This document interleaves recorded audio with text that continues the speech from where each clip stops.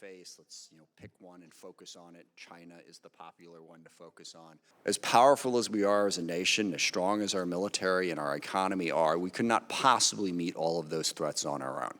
The way to meet those threats is through allies and partnerships and through a rules-based international order, which is the entire point of what we've been trying to set up since the end of World War II, and the thing that right now Vladimir Putin both threatens most profoundly, but also is making it clear why it is so important for nations of the world to join in that effort.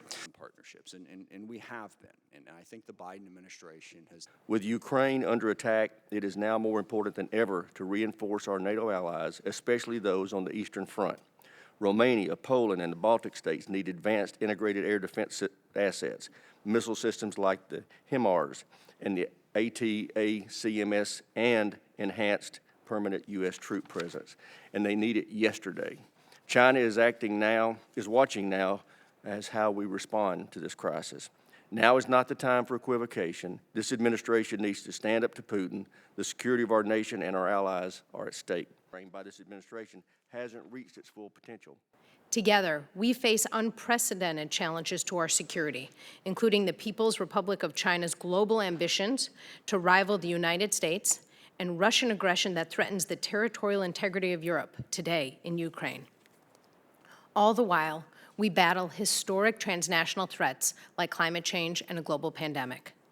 One of the most important ways that we will meet these challenges is by renewing a U.S. strategic advantage, our unmatched network of allies and partners. Strategy will emphasize how the department will strengthen these alliances.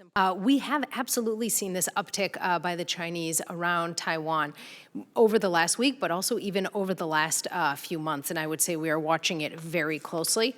We are talking to our allies and partners about it and looking at what steps that we need to take as well, because it's problematic, it is unhelpful, and it is also unsafe. Do so effectively. Okay, thank you both. I yield back. We need to make it absolutely clear that our support for Taiwan is rock solid.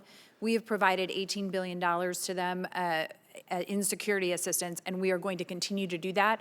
We are working on with them on making sure that they have the appropriate asymmetric defense capabilities, and we will continue to do so. If there's not a legitimate government in Ukraine at some point in the near future, what DoD tools exist to support the legitimate leadership of Ukraine?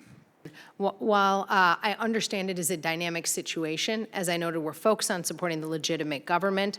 I'm a little wary of getting into hypotheticals right now, but I can very much assure you we're looking at a wide range of scenarios, cognizant that further developments may warrant a relook. Ukraine.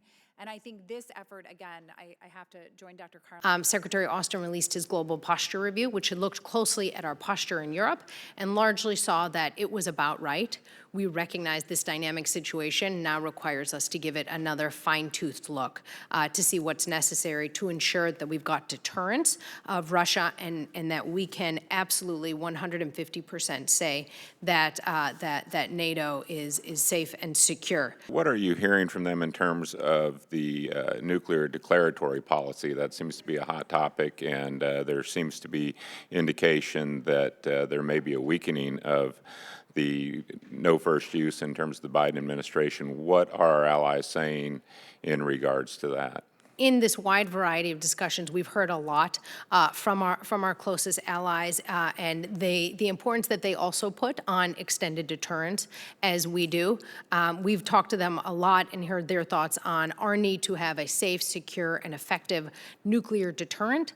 And we have ensured throughout these conversations that we are getting their inputs, and that as decisions will be made by the President, of course, that we are in close discussions with them. Above all, I would just underscore that our extended deterrence commitments remain ironclad.